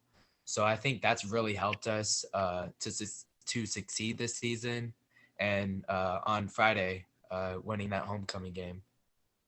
Well, Coach, one of the things about Ellis County is we only have 3 6-man teams here, and a lot of people don't understand 6-man football. I think if more people took a look at it, they'd find it fascinating, and there's a lot more pure athleticism on display, in my personal opinion, sometimes. But just talk about how much you have to lean on each other in a 6-man team where you may have, some variance there on play calling with a bigger team, more people on the field. But just talk about how that unity from your squad and your school creates that 6-man vibe that makes it great that they can lean on each other and always have each other's back with that much space to run. Yeah, I mean, I'll just say, piggyback off what Noah said too, and doing this for 15 years, this group, they really believe in each other. Like it's healthy competition. And in 15 years, I've never coached a group where they all have bought into one another. The buy-in, you got to get the buy-in with the coaching staff and all that, but they bought into one another. And so you see it in the game of 6-man. 6-man is a very unique game where a lot of people don't give it the respect that it deserves. But our quarterback blocks. All 3 of our quarterbacks, they block. And our starting quarterback blocks extremely well. So you want to talk about grit, you want to talk about physicality, you want to talk about winning games in the trenches. Guys got to be ready to play offense, defense, special teams. And I grew up 11-man, played arena ball, played college ball. I've done that. 6-man is a different beast, and you still got to block. You still got to tackle. I mean, we run counters, we run traps, we run cover 1, cover 2. I mean, we cover 0. Everything you do in 11-man, I do it right here. This coaching staff does it right here at Ovilla Christian School. And so you have to lean on one another. There is no, well, offense didn't do this and defense didn't. No. Jace looks at Noah and says, I'm going to get that block for you. You got to get that first down. Luke looks at Jace and says, I'm going to cover this receiver. I need you to get pressure to that spread back and to that quarterback. And so you're holding everybody accountable, which tying in the buy-in from the kids, the athletes buying into one another, it just makes it that much, it just makes it special. Well, Luke, I'm going to start with you. And this question goes to all 3 of you guys. I'm going to get Luke to go first. What does this coaching staff, not just Coach Johnson, but the staff as a whole, meant to you guys? Your development as a guy that's been there 4 years. What has he meant, not only on the football field, but the things that he's taught that impact, that go far beyond football? One of the biggest things is just the support that they give us. They're always encouraging us, always helping us fine-tune little things, which I haven't seen in the 4 years I've been here, because we've had multiple coaches come in and out, and Coach Johnson's the first coach I've had at this school for more than 1 year. So it's nice to see the support that he gives us and him actually have our back in games. Jace, what about you? For me, honestly, it's how they show what a leader is. Whether it's on the field or off the field. I mean, you see the coaches walk around the hallways as ADs or even teachers, and they're constantly being leaders. Everyone's looking at them at the school, and they really show you what it means to be a leader, and it helps me develop myself in that way. Awesome. Well, Noah?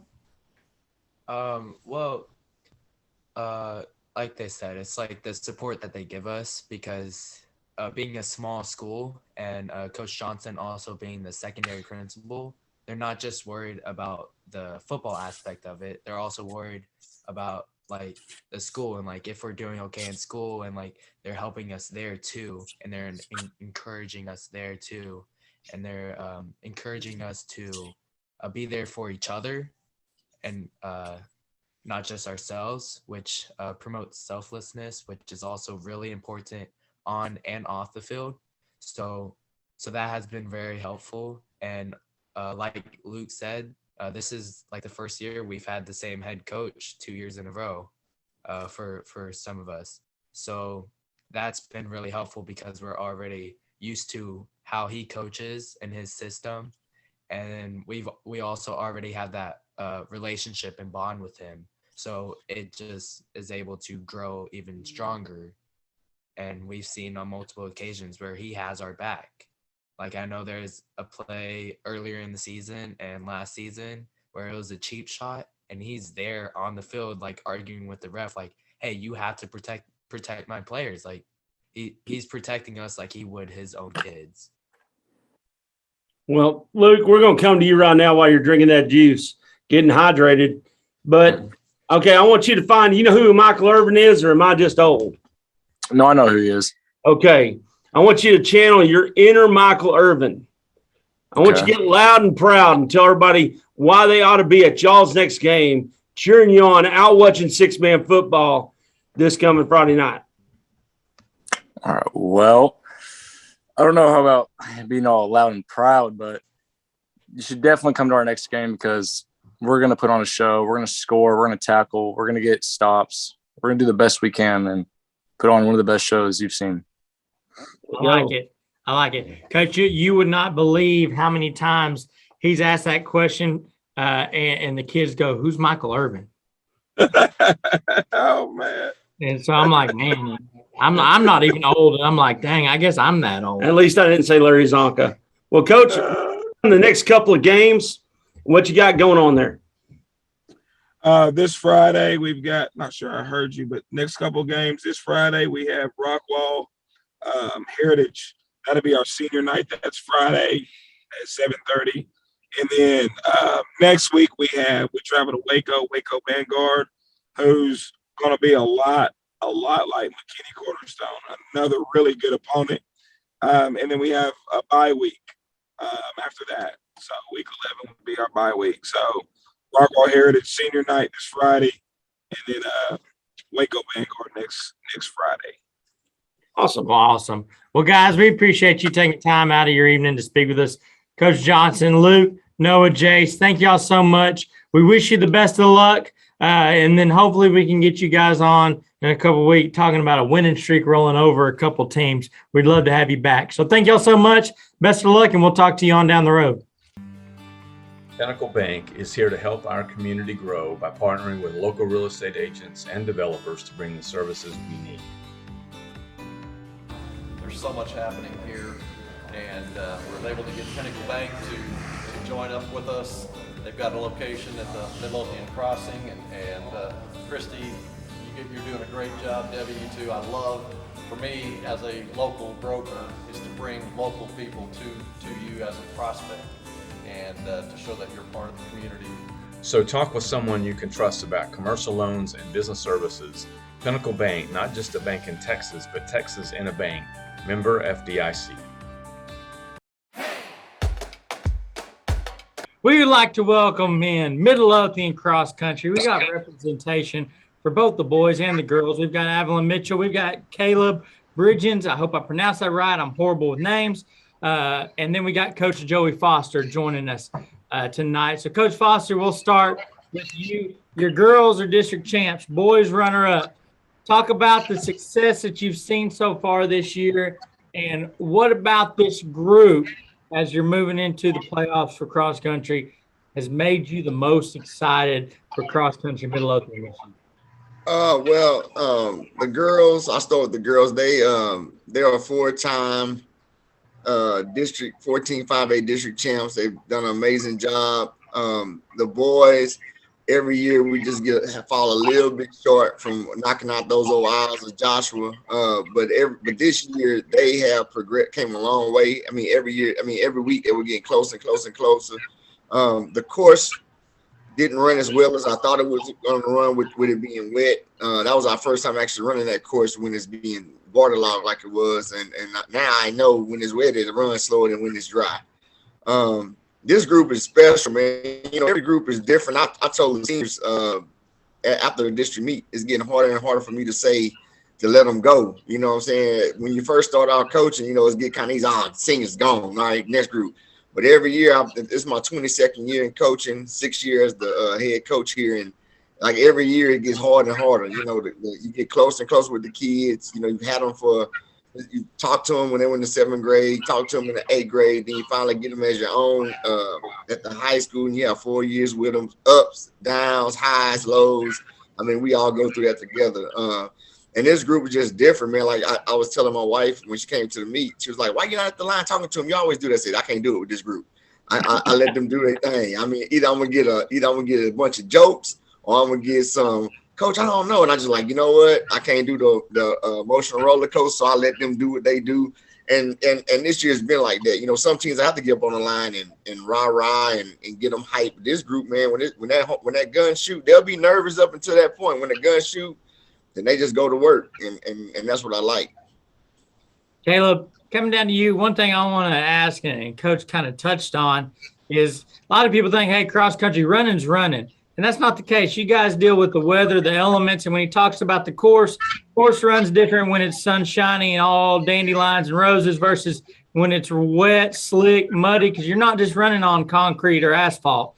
Talk about, as a runner, the different conditions that you had to put yourself through in a cross-country meet and how that can affect your time one day to the next, depending on those conditions. Yeah, I mean, I think the course, like how it's set up, plays a big role in your time that day, right? Like, you know, it was super wet at district. We were expecting it to be raining while we were running, so we were expecting it to be a lot tougher because you don't get, I guess, as much grip when it's wet and muddy, and we'd have to run through puddles. Which would just slow us down. And, you know, I guess it can make people lose focus too. So you just have to make sure that you're maintaining focus through that. And yeah, I mean, every course, I mean, there's courses that are super hard, and then there's ones that are relatively flat and easy. So cross-country times, I guess, can differ based on the course you're running on. Well, and Evelyn, I'm going to tell you right now, one of the big things about the rain hitting was y'all were supposed to end on a downhill run on the flat, and you end up ending on that district meet course uphill. Talk about making that adjustment last minute. Okay, firstly, I want to say thank y'all for having me on the show. And it was crazy having a downhill and then changing to an uphill. But the good thing about cross-country races is everyone has to do it. So no matter what kind of changes there are or when we're told, everyone's going to have to do it. And I think that's nice because everyone's going to feel that extra effort that they have to give to go up that uphill. And that finish is just so much you have to be so much stronger mentally and physically. Well, Coach Foster, there's, you know, you invited a few kids on here. I know they got a lot of stuff going on for, you know, the upcoming week with homecoming and everything else, but that says a lot about the program as well. As involved with the school as your kids are, you know, your long distance runners, your cross country kids there at Midlothian seem to be involved in everything. Caleb's part of the media program. He's part of the debate group. I don't know anything Avalon doesn't do, to be honest with you, or Caleb, but either one. I think if they could figure out how to be flag runners on top of everything, they'd do that as well. But, you know, I mean, but, you know, and Avalon's part of the entrepreneur program. It's phenomenal, you know, but just talk about student athletes. I know you have a passion for finding kids' passion, not only in between the lines, but outside the lines as well. Just talk about that if you would. Well, we had our little end of meeting on Friday. I say end of year, not really end of year, just, you know, because some of the kids stop running, some of the kids move on to regionals like these two. And that's what I was telling them. I said, you know, sports is like life. You know, both of these athletes right here have tremendous GPAs. You know, Avalon, she's sitting 1-2 in her class right now with an actual. I looked at the transcript, y'all. It said 4. Like I have never seen somebody transcript and just say 4 right there where it says GPA. Caleb has a 3.97. I mean, just ridiculous. But and I said that to the younger kids, like these are your examples of what a student athlete is. When that athlete can perform as they do on the track or the course or the field or the court, and then come back and be able to perform in the classroom like that on top of their work level, they're not just normal students. I mean, you know, and I'm not trying to belittle normal students, but they have 10 times more on their plate than what a normal student does. And that's the same way it is in college. If they decide to go run at the collegiate level, it's the same thing. You know, yeah, you're getting your school paid for, and the school is paying you to run, but they're also paying you to go to school and get a degree. I mean, it speaks volumes of them. I mean, like the cross country team, like I have maybe 1 or 2, maybe that have slip up here and there in the season, but typically I have 0 kids on my cross country team that actually fails, and that just speaks volumes on them. That has to be something within, and again, I tell them, how you are in the classroom should reflect on how you are on the track, the course, basketball court, football field, and vice versa. You know, those intertwine. So that just shows the kind of person you are, not only as an athlete but also as a student. Well, I want to run it down for y'all a little bit. We got a couple of your meet results here. At North Crowley, the varsity girls were first, the varsity boys second. JV took first and sixth, respectively. And then at the Sabine Creek, varsity girls came in third. The varsity boys took first. JV girls first and fourth. And then at the live meet, it was the varsity girls in first. The boys in first. Boys in second. JV girls was in first as well. And the JV boys in second. In the district meet, you had both girls team win championships and both boys team be runner-ups. I mean, what more can you ask for from a season of cross country than those results, Seth? It's pretty. Well, you know, like I tell them all the time, like I said it in my tweet on Twitter. I said, you know, great job, but the grind don't stop. You know what I'm saying? Now it's on to the next. Now we got to make that push, you know, at the regional level. You know what I'm saying? And because that was one thing I came in at the beginning of the year in July. I told them, like, listen, we concentrate on district because, you know, that was my main focus when I first came in. You know, from my mentor, Greg Williams at Lancaster, and that was one thing he always said, like, hey, when you starting as a head coach with a new program, go get those district championships. Make that the most important thing. Make those PRs the most important thing. Now, our kids expect a PR. Our kids expect to go win district. Now it's time to make that step and say, okay, we belong. The kids belong. Midlothian cross country belongs at the regional meet. Midlothian cross country belong in the state meet. But nobody not gonna lay down and be like, okay, Midlothian, y'all belong. Go ahead and take it. We gonna have to go get it from them. You know, they ain't gonna just give it to us. You know, and that's part of my football coaching background and playing football. You know, I bring that mentality in. You know, I don't want just soft kids. I hate to say it. I want kids that's grimy, have some grit, and ready to bite down on that old mouthpiece. Even though they don't have one, bite down on it and go get it. You know, so, and I try to instill that in them, not only in the sports side, but also in life in general. Now, Caleb, Coach talks about going to get it, and I don't think there's a sport as mentally taxing and challenging as cross country, because when you're running, as much as you have a team, it is you out there. I mean, you're in your own head. You're the one controlling the pace. And I kind of want to know, as a runner, as a guy going to the regional meet, when you're in these races and you're going in these meets, it's not just the same. I wouldn't think. I'm not a long distance runner. I know Tater wasn't. When you're doing these long distance meets, it can't just be, I'm going to go at this pace the whole time. There's got to be points and times when you're like, okay, now I'm going to go. Now's when I make my move. Is that depending kind of on a race to race situation? Do you have kind of a formula that you follow in your head? And how much practice did that take to get to where you now have a rhythm and a plan that you can execute during these meets? Yeah, so I think it took a long time, right? Because like when you're starting out running, like as a freshman, you know, you're just like going out, and it's hard to like stay focused because, you know, like you said, you're the only one like keeping you going, right? you can stop like at any time, and like, it's just all on you. So like, it's really hard to develop. But usually what I do during my runs is I just try and like, I guess, not think about like, I guess like the running, and more just like, if I can just keep doing this, like I'll be fine. So I usually like pick a few targets throughout the race, and either like, try and run like next to them. And then like, throughout the race, like, I'll pass people. But yeah, that's just depending on a race, like by race basis, depending on like who I'm running against. And like how my team's doing with me, to like push them along too.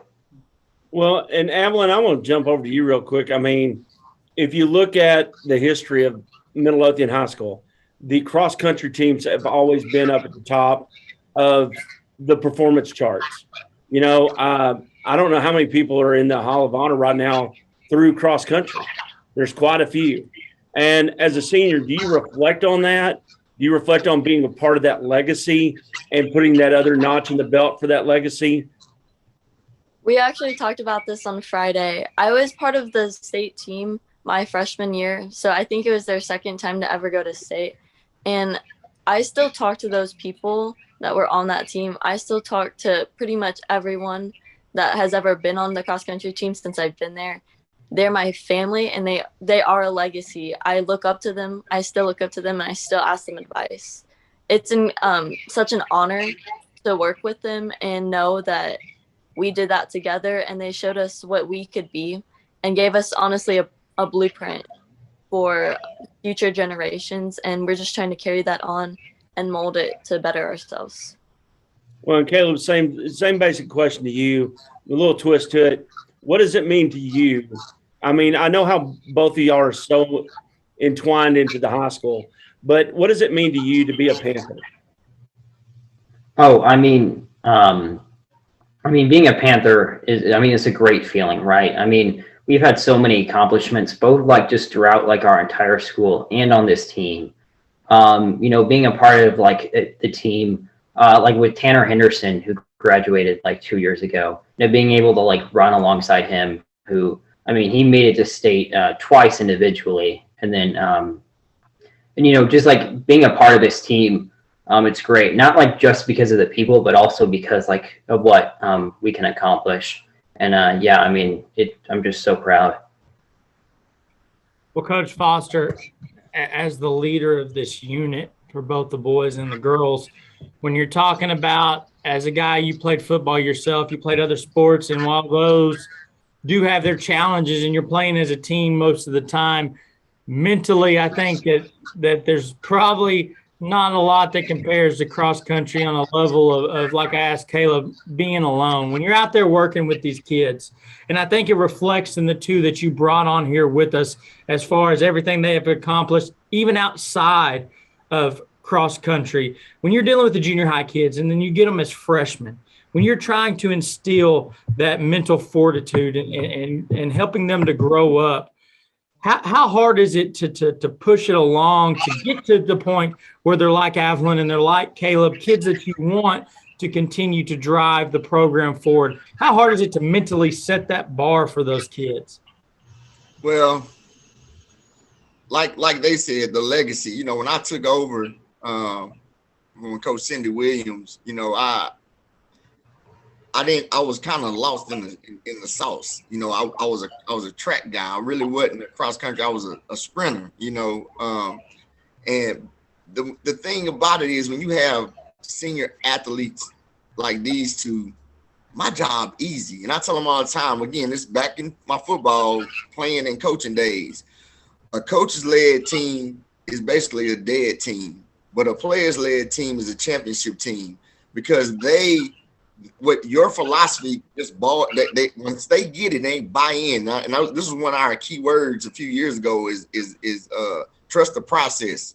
When you trust that process, then your kids will sell your program for you and for them.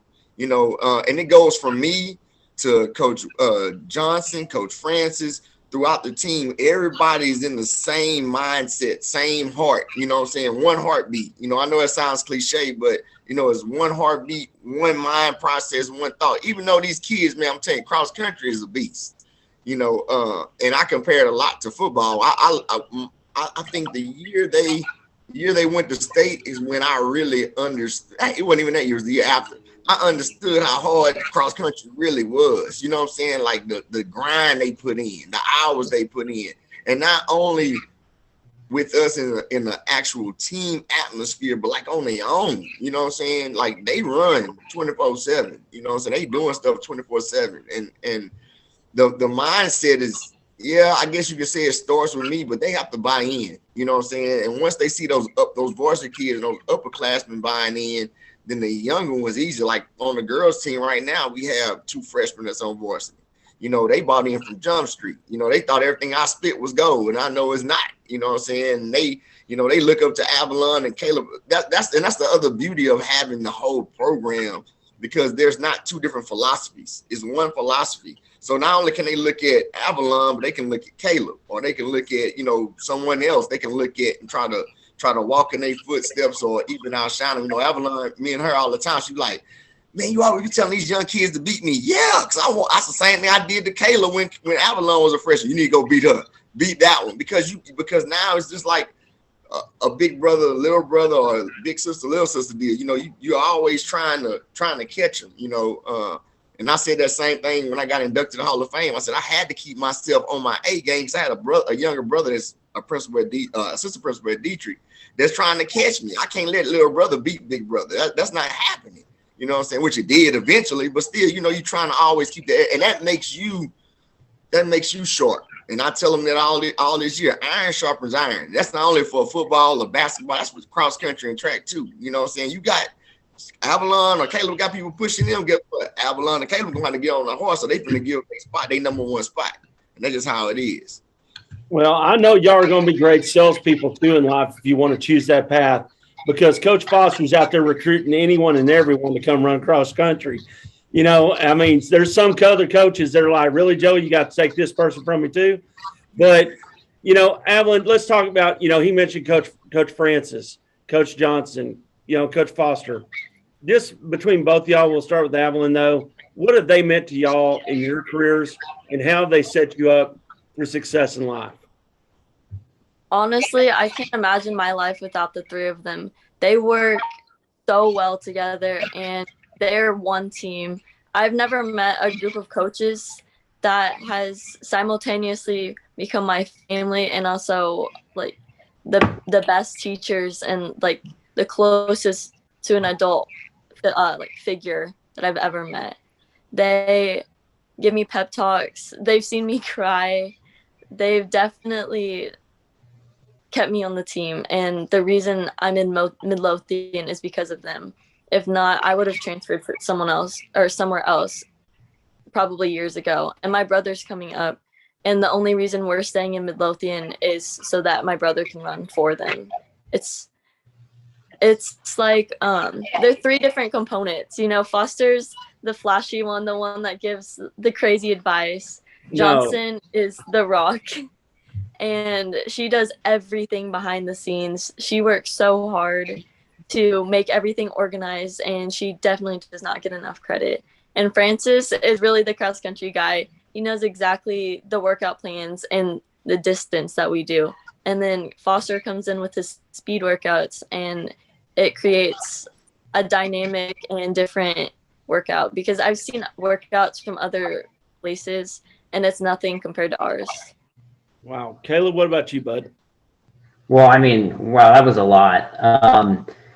But yeah, I mean, like the coaches are great in Midlothian. And like kind of like what Avalon said, like there's such like a family atmosphere when you're around them. I mean, sure, they help you in like the workouts and like propel you to be better athletes. But they just help you like be better people, like overall, right? And like they're always there for you when you need them, all 3 of them. And like they're just, you know, it's times when you can just like have fun and joke around with them. And then there's times when you need to like, you know, you can be serious and like work with them. And, you know, it's just like, it's easy to do so with all three of them. Yeah, like I think Coach Francis has helped me. Like he's helped like look at my running form a lot and try and help me improve that. And yeah, Coach Johnson has always been like a big, like always cheered like super loud for us. And that's always been like super helpful. And then Coach Foster, you know, I mean, Coach Foster does like a lot. Besides just like leading the practices and, you know, like, I guess like helping out, you know, wherever he can. And, you know, so it's just like, it's just great working, you know, with all three of them. And, you know, I couldn't ask for better coaches. Well, Coach, I know you already got them going to state in your brain. Okay. Now, y'all two can answer this one or not, but has he already been talking to y'all about track season? That's a yes. Okay. So no, I have not. I have not mentioned track. I've been strictly on the cross country. You know what I'm saying? No, you know, I'm just saying, you know, you might tell them, hey man, this cross country season's going so good. We'll have a great track season. Well, you know, that's the other thing. That's one thing that's actually, you know, has made us a better cross country program. You know, yeah, cross country, the mindset, the mental, the speed endurance, so to speak. But you know, both of them, you know, I had to wrangle them in when they were young. Like, you need to run track. I don't want to run track, but you need to run track. It's gonna help you get faster. You know, like Avalon ran 800, the mile, and the 2 mile at district last year and won all three. You know what I'm saying? So and then Caleb ran the 8. He ran one of the fastest 8s we had on the team, the mile and the 2 mile. You know, and also, you know, and they know this now because they're seniors. That just gives you a bigger stage and more things on your resume, your running resume. So coaches, when they looking at you to recruit, be like, oh, okay, they can do this, this, and this. Oh yeah, I got something here. You know what I'm saying? And because, like I said, their grades speak for themselves. When people look at that transcript, they be like, wow. And they look at all their times. They're like, wow, okay, this is the one I want. You know what I'm saying? And that's what I love about them. You know, they stuck with me through thick and thin. They made me a better coach. You know, every year I ask my seniors every year at the end of the season, we're like, hey, what do I need to do to improve? You know what I'm saying? They just be 100 with me, you know, and that's how I am with them. You know, they ask me a question in practice or in a meeting, I tell them the truth, you know, and they're right. You know, Coach Johnson is a behind the scenes. She's the cheerleader. She's the rock. You know, she doesn't get a lot of credit. You know, Francis is I call him a baby genius. You know what I'm saying? He puts it together, and you know, and I'm just the crazy uncle. You know what I'm saying? That's how I always tell him. I'm the one that if you don't want to hear the truth, don't come to Foster, because Foster gonna tell you straight up how it is. And if you know, but my athletes have made me a better coach. You know, because you know it's certain, like both of these two. You know, every kid is different. Every kid has a different button you can push. Some of them you can push it too far and they fall off the cliff. Some of them they take. Like Avalon, I don't like how you said that to me. She'll tell me that quick. Oh, and I'll be like, okay, Francis Johnson, when do I need to go get Avalon? Because I just made them mad, you know. But it's great kids, man. I can't speak enough about our program and our athletes that we have within the program. Awesome. Well, Coach Foster, Avalon, Caleb, we thank y'all so much for taking time out of your evenings to give us a little peek behind the curtain. You guys got some good things. This man right here has got nothing but wonderful things to say. And it's evident when you see the results, not only on after the meet, but when you're talking about in the classroom and off the field, behind the scenes. So again, thank y'all so much for joining us. We wish you all the best of luck the remainder of your season. Hopefully we can get y'all back on here and talk a little more cross country. I know we enjoy it. So thank y'all so much and enjoy the rest of y'all's evening. Guys, appreciate it. Thanks, guys.